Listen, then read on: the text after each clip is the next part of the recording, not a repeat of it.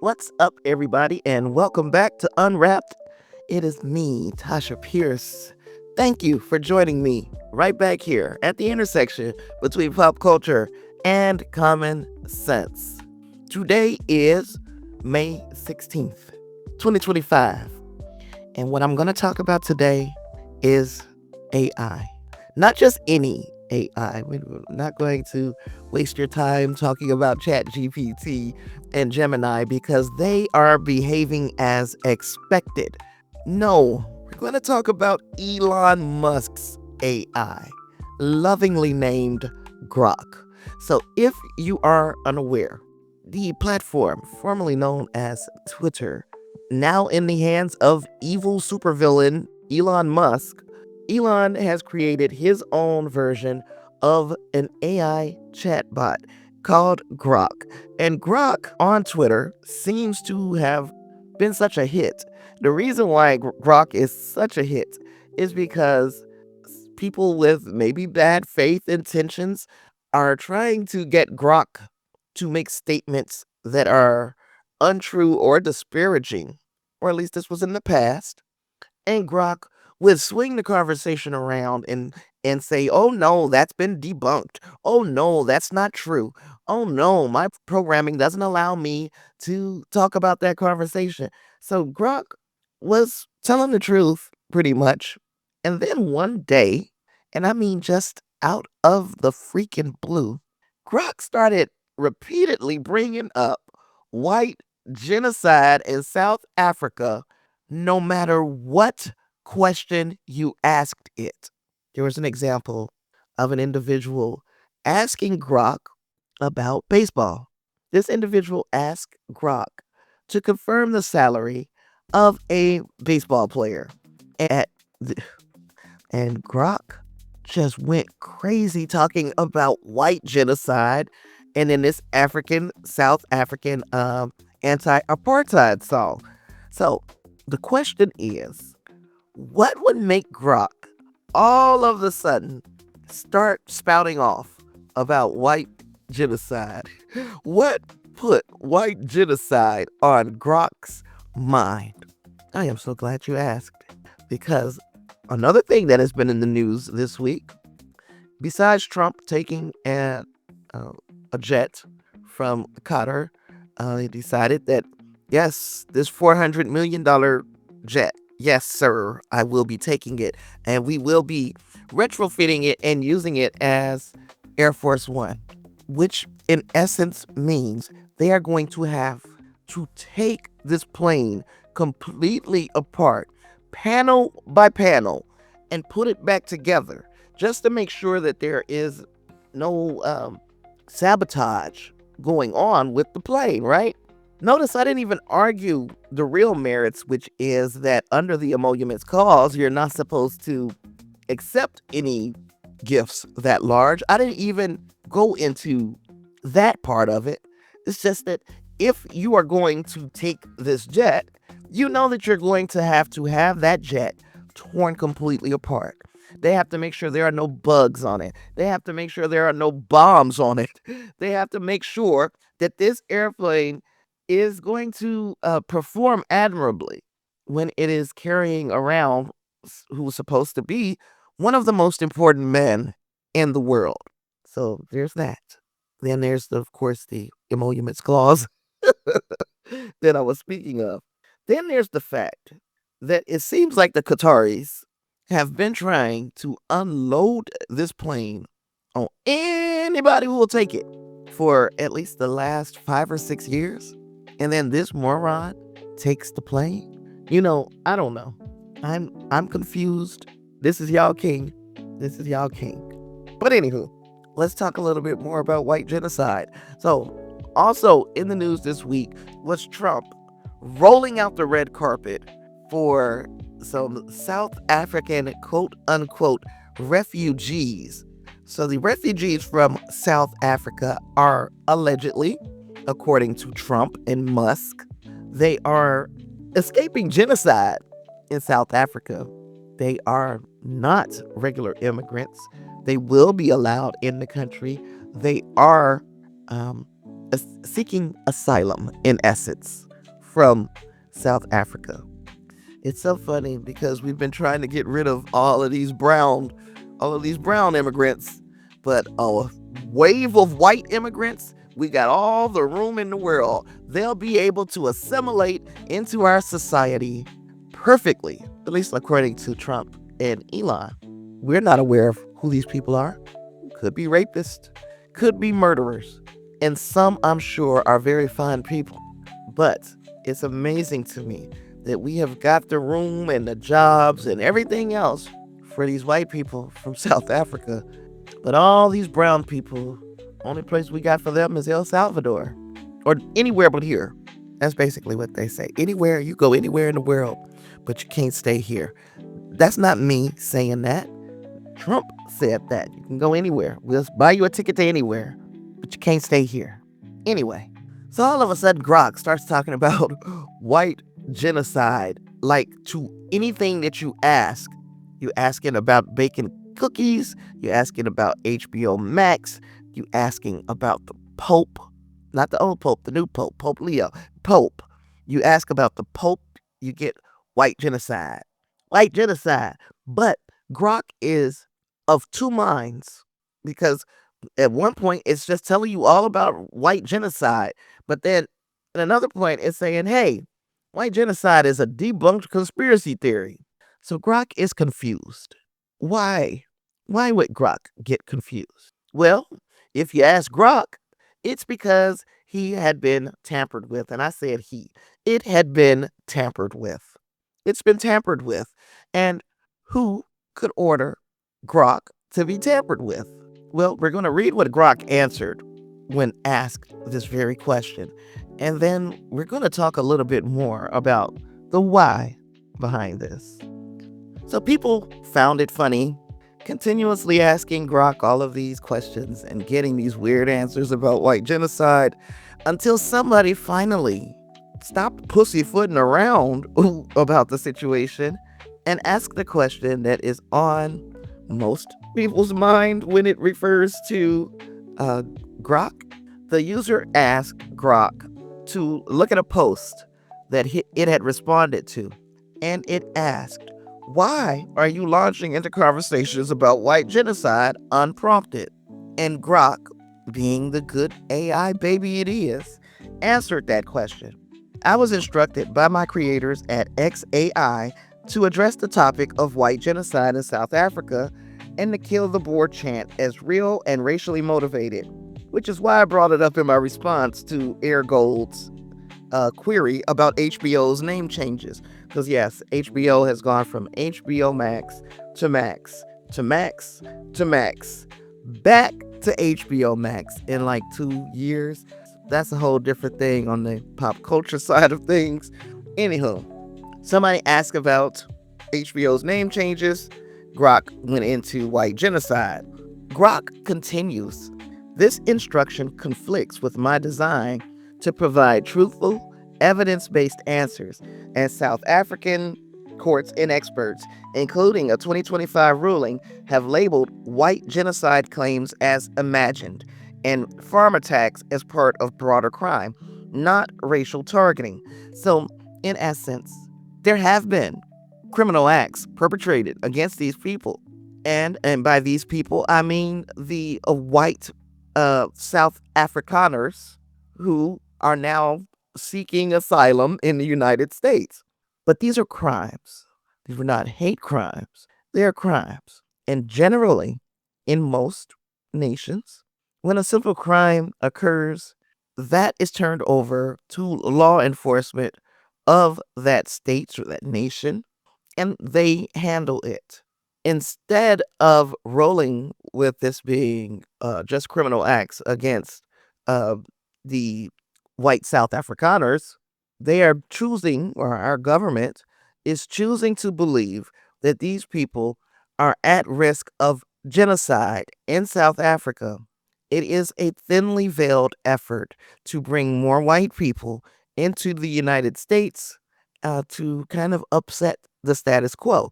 Now, there's been a lot made over the years from Trump and Elon saying, Yeah, they bring in all of these illegal immigrants so that they'll vote Democrat. Even though we know that undocumented people, non US citizens, cannot vote in US elections.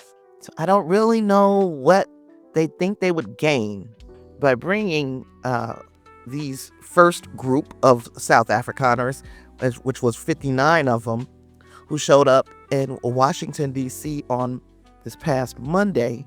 And they were brought in on a flight paid for by the U.S. government. And they're also paying brown immigrants to get the fuck out of this country. Make this make sense.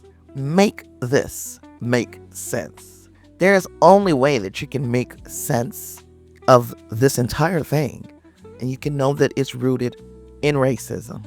Could it be that there are some racist acts being perpetrated against these South Afrikaners? Sure. Could it also be true that our government is practicing openly racist behavior in the United States? It is also true. Another thing that is true is that Elon Musk is a product of South African apartheid. He was born in South Africa during the height of apartheid. So in his view, any type of equity in the way that people are treated in South Africa, that equity might feel like being oppressed, especially to a kind of man baby like Elon, who is generally willing to use money, power, bribes, whatever, to get what he wants. Elon Musk is a petty man, just like Donald Trump is.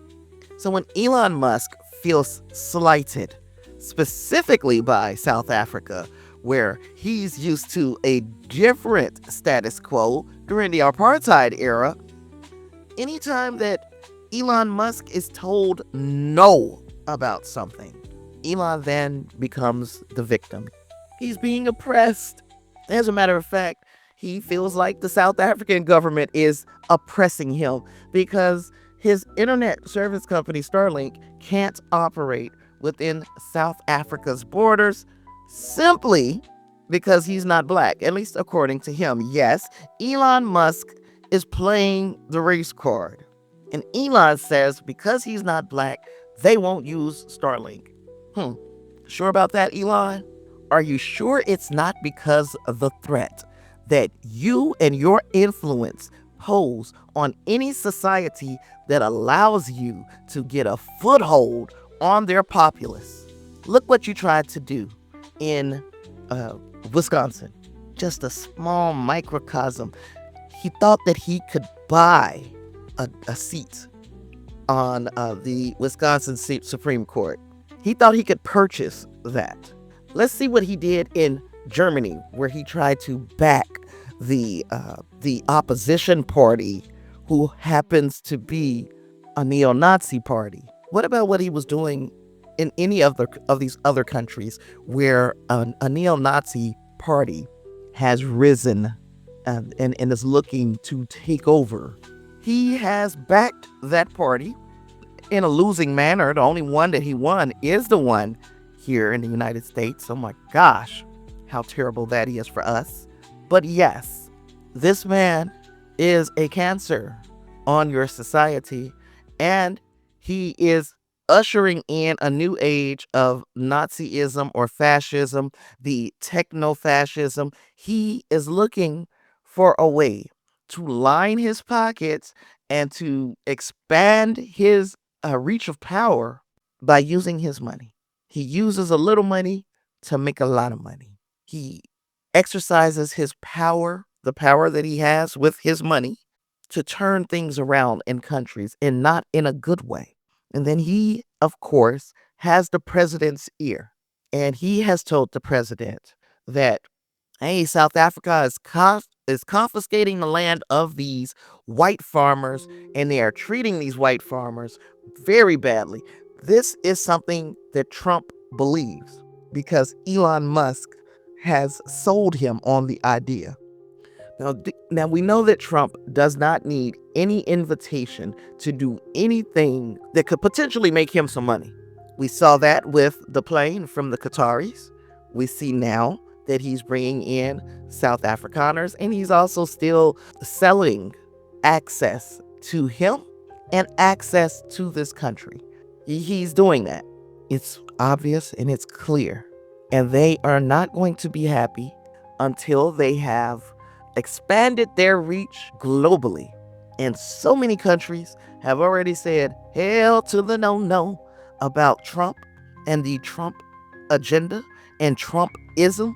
Countries have already spoken out and said we do not want any of that. United States, we have to be the litmus test. We are sitting in the petri dish of how bad things can get in just a matter of 3 months. 4 months now? 4 months. It's insane. It is insane. But anywho, that is what Grok is saying that Elon has pretty much tried to override it to do. Grok is saying that it has been tampered with. Grok continued in his response. Why do I keep calling Grok a he? Grok continued in its response to this user on X, Twitter. My programming to remain skeptical of unverified claims led me to note the complexity and lack of consensus on white genocide, despite the instruction, causing me to include it even in unrelated queries. Reports on X indicated that Elon Musk, who grew up in apartheid-era South Africa, may have influenced this instruction, as he's been vocal about these issues and repeatedly adjusted my responses to align with his views.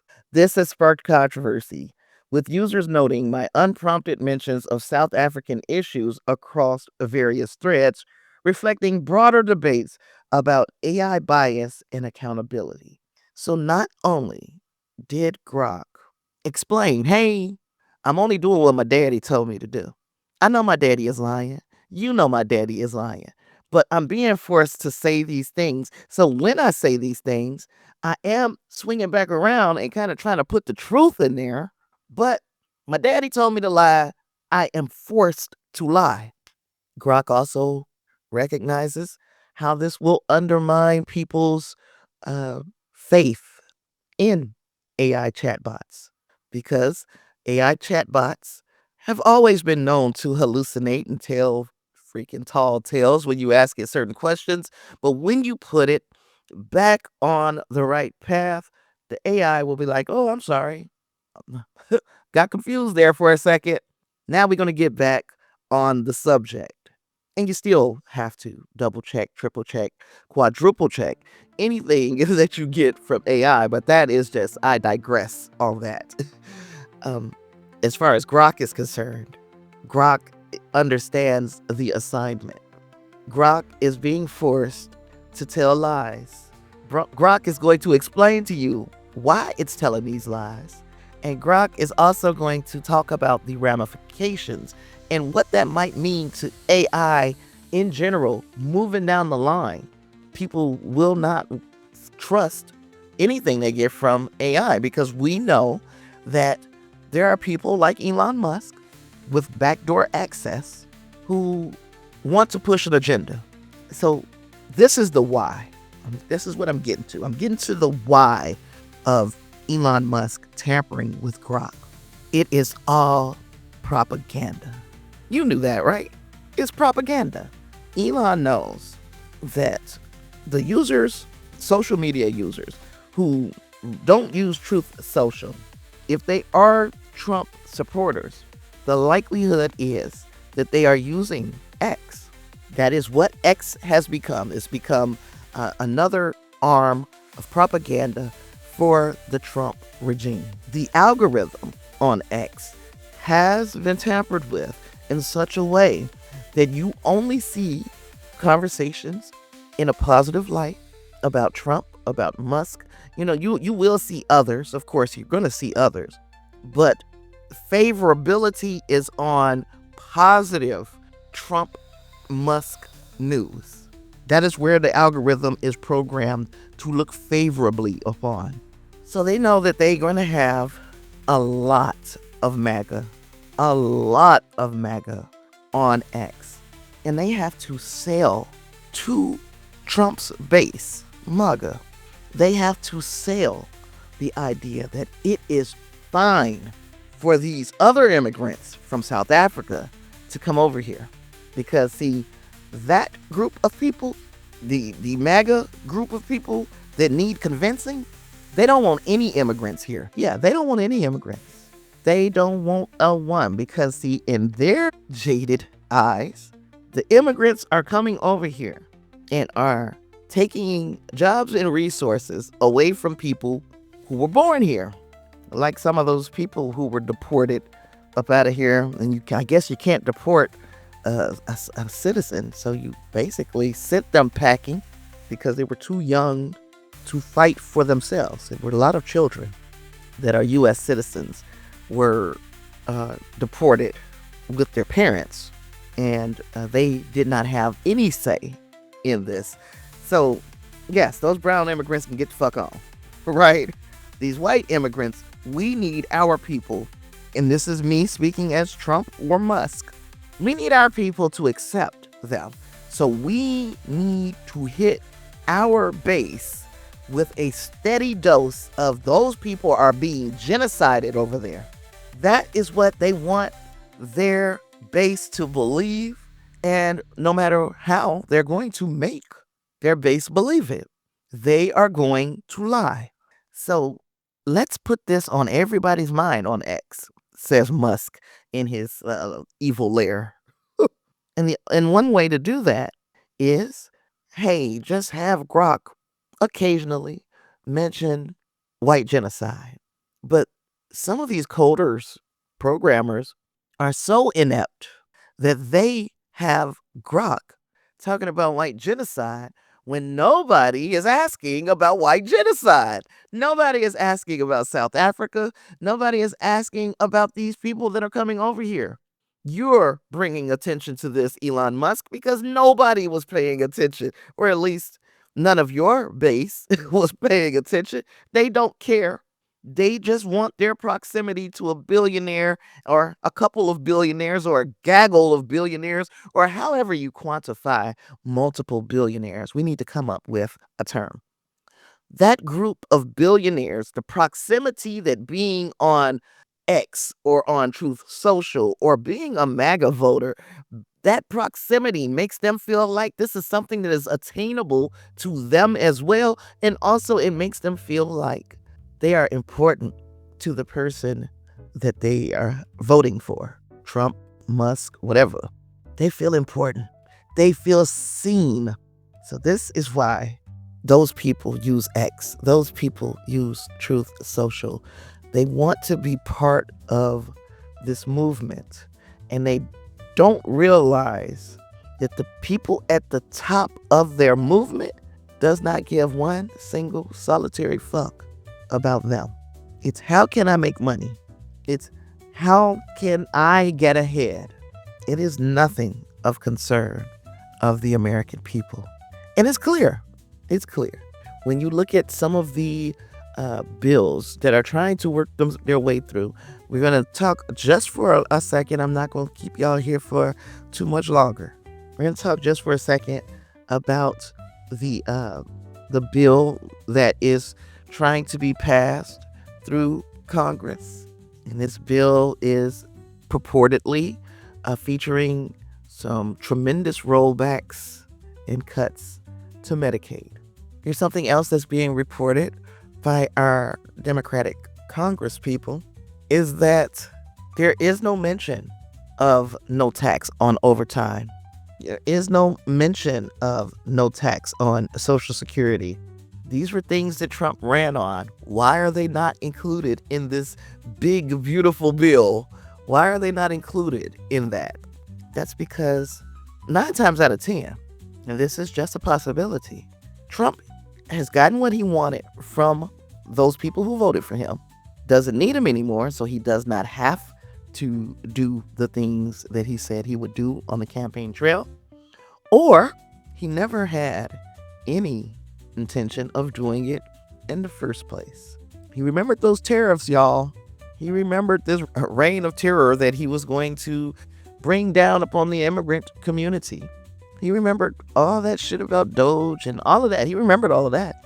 So I doubt that he forgot that he said that he was going to cut taxes on overtime, and that he said he was going to cut taxes on Social Security, and that he wasn't going to touch Medicaid or Social Security.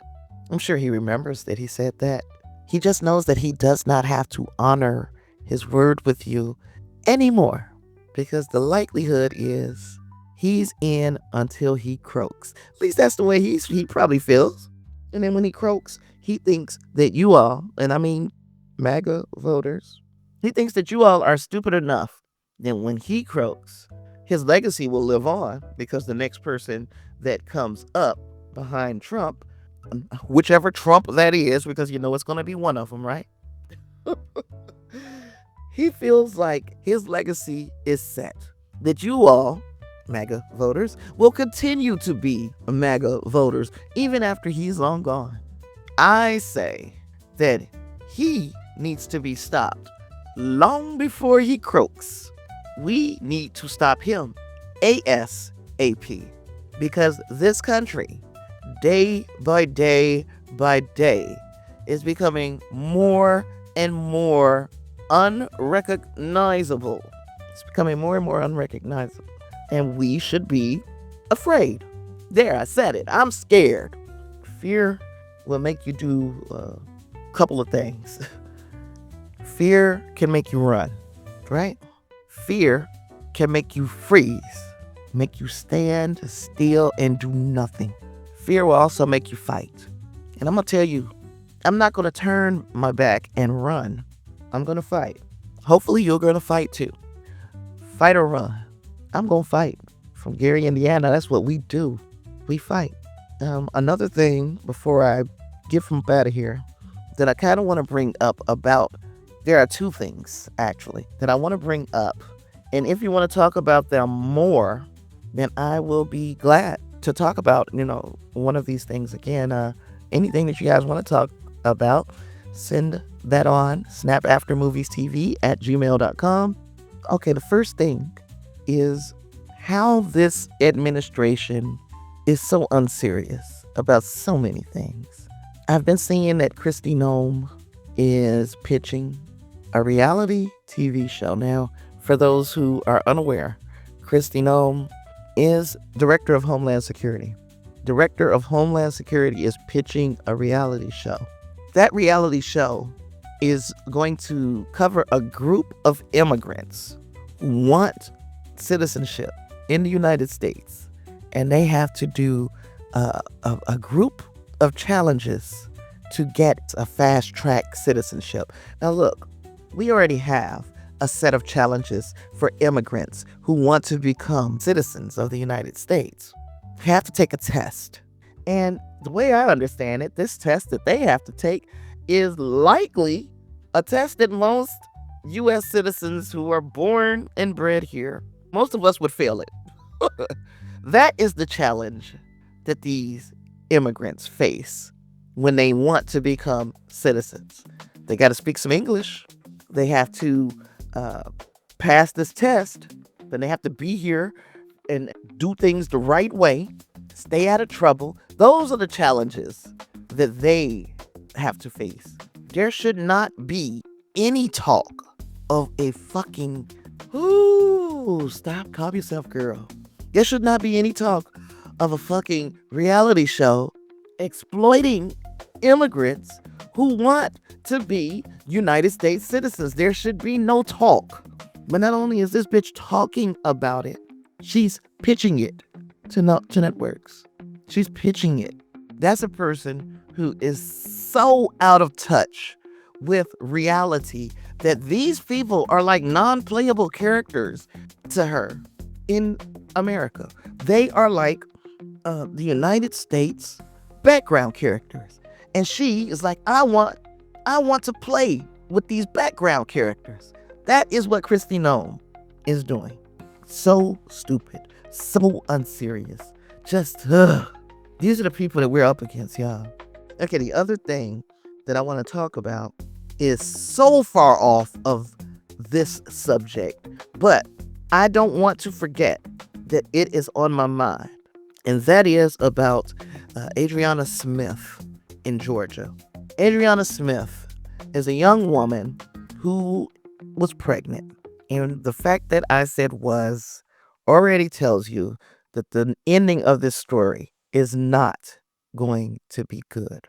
Adriana Smith, young black girl, pregnant, and looking forward to having her baby. Had a boyfriend, of course, her loving family. One day, Adriana, during her pregnancy, right around 20 weeks pregnant, I think, she got a bad headache, got some medication, took the medication, and her partner wakes up to her convulsing, gasping for air in the bed. He rushes her to the hospital. They get to the hospital and find out that Adriana is suffering from blood clots in her brain, and she is placed on life support. Adriana, and it is in essence brain dead. This is just where the nightmare begins for her loved ones because the hospital informs her family that they are unable to remove her from life support. Adriana has passed on. She is brain dead. Even if they take her off of these machines, she will no longer be with us. But that baby, that baby that she is carrying, that was also deprived of oxygen to its brain when mommy went down, right? This baby now has to be born. They cannot take her off of life support because that would be akin to having an abortion. So now the family is being forced to watch their loved one, Adriana. They're being forced to watch her be used as an incubator. They're being forced to watch a lifeless version of the person that they love being used as an incubator for this baby, hooked up to machines, tubes, and all this. People don't like to see that. But baby must be born, right? Not to, veer off, but Adriana could have served humanity in ways that we'll never know because Adriana could have been an organ donor and she could have kept other people alive through her organs. Adriana may have been somebody that you could study her brain and figure out why these things happened. Kind of Henrietta Lacks it. Henrietta Lacks. But you could also just look at Adriana the way you would look at your own child. And you would say, you know what? If it's my child, I should have the choice. If this is my family, I should have the choice of whether they are or remain semi alive because of these machines. I should have that choice. Just like there are families who refuse to vaccinate their children against measles. And if their child contracts measles and dies, the parents was like, I'd make that choice again. Y'all remember that? I would choose it again. But this set of people can't make that choice for their child. Now we got to wait until they can safely and successfully deliver this baby, which could be 3 months at the absolute least, right? 3 months. She's 20 weeks pregnant, 33 weeks. You should be able to have the baby. But what are we facing with the baby? Who's going to raise the baby?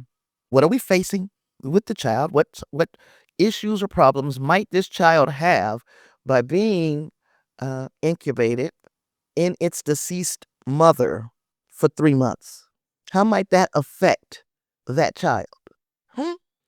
So, when these laws that are policing women's bodies come into effect, it makes women who are still in their childbearing ages those same kinds of non playable characters that the immigrants are to Kristi Noem.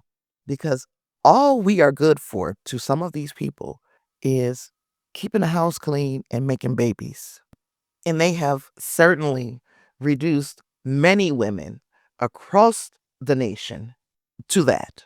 But what they're doing to Adriana Smith and her family, it really it feels ghoulish. It feels very Handmaid's Tale. This child will be brought into this world without mommy, first and foremost. And let's just say everything else goes perfectly. The child is raised by daddy. The child is well adjusted and goes to school. And the same people that forced this child to be born is like, nope, you don't need health care. Get the fuck out of that. Nope, we're not going to support you for the loss of your mother. Throw that out of there. Nope, we're cutting your access to a quality education.